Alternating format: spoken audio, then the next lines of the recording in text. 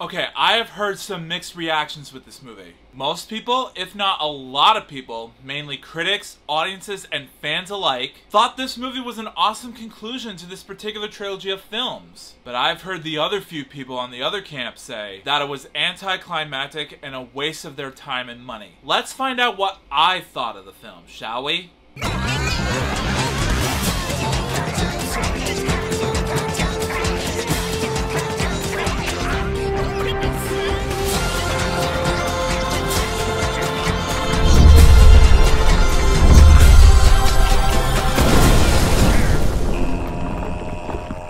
Yo, what is up, my Cinedroids? G to the S here. Today, I'm gonna be reviewing Christopher Nolan's last and final Batman in the trilogy, The Dark Knight Rises. It has been 8 years since Batman, played again by Christian Bale, in collaboration with Commissioner Gordon, played again by Gary Oldman, vanished into the night. Assuming for the responsibility of the death of Harvey Dent, Batman sacrificed everything for what he and Gordon hoped would be the greater good. However, the arrival of a cunning cat burglar, played this time by Anne Hathaway, and a merciless terrorist named Bane, played by Eddie Brock from the Venom movies, Tom Hardy, forced Batman out of exile and into a battle he may not be able to win. Now, first off, before I get into the nitty-gritty materials for this movie that made it look amazing, let me discuss the main storyline for this movie prior to my second viewing of the film. When I first watched it on 4K Ultra Blu-ray, because my PS5 plays 4K Blu-rays now, and I just recently purchased a nice bedroom-sized 4K television that does have an HDR quality to it, meaning high dynamic range, in case you don't know what that means. But upon my first viewing, it looked amazing in HDR quality, but I didn't understand what the movie's about, to be 100% honest with you. So I thought to myself, let me watch the movie again and see if there's some plot points to it that I either missed or need to be understood more. And the end result was, it was better the second time. There was a twist to the story that I didn't see coming. But again, for those of you who haven't seen the movie yet, I'm not spoiling that twist scene for you at all. Just watch the movie and see it for yourself. Because in terms of both execution and character development, it does explain a certain character's backstory in full detail. And also the ending confused me as well. But again, upon my second visit, in terms of the movie's emotional moments, the ending was a bit more uplifting than what I expected.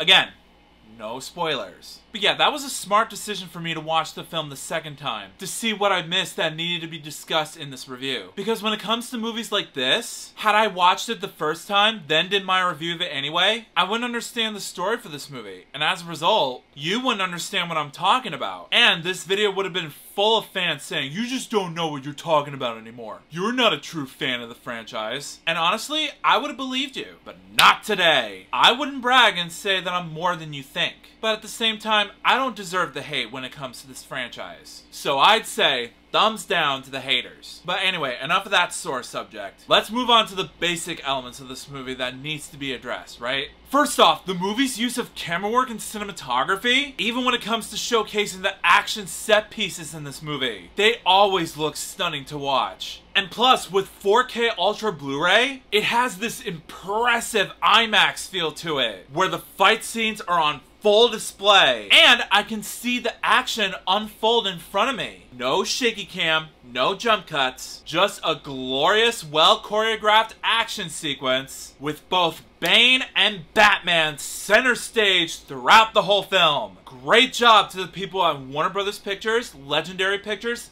Copy Films, and Christopher Nolan himself for making the action sequences look huge in scope, even when it comes to the visual and practical effects shown on screen. Keep up the great work, guys. Also, speaking of Chris Nolan, is it that obvious that his direction choice was infectious when he makes these movies? Are you honestly that surprised at all at how fantastic his coaching is? If you are, then I don't know what rock you're living under at this point. Go watch his other films, including this one, and tell me that you notice any difference with him. I dare you. Anyways, with that said, in the end, despite its few minor problems like the duration of the film itself, and a few pacing issues, not a whole lot, but I honestly thought The Dark Knight Rises was a solid conclusion to the trilogy if ever there was one. Now, if I have to choose which movie in the trilogy is my most favorite, I would go for the second Dark Knight movie with the late Heath Ledger as the Joker.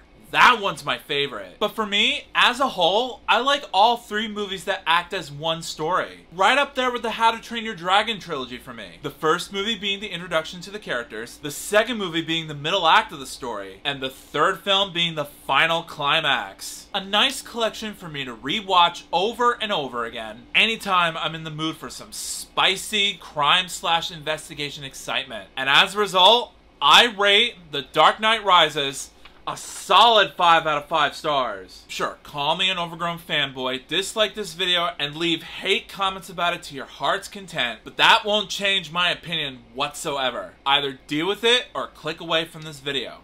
Your choice. So The Dark Knight Rises. Have you seen it? If you have, let me know in the comments what you thought about it.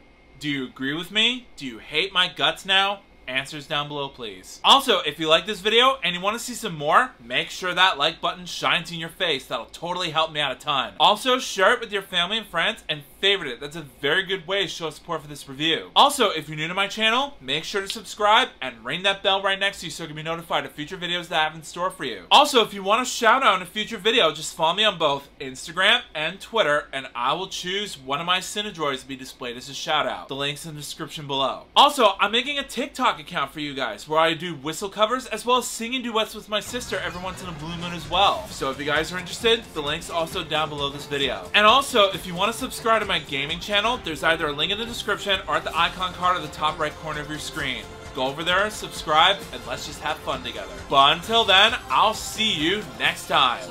Peace out.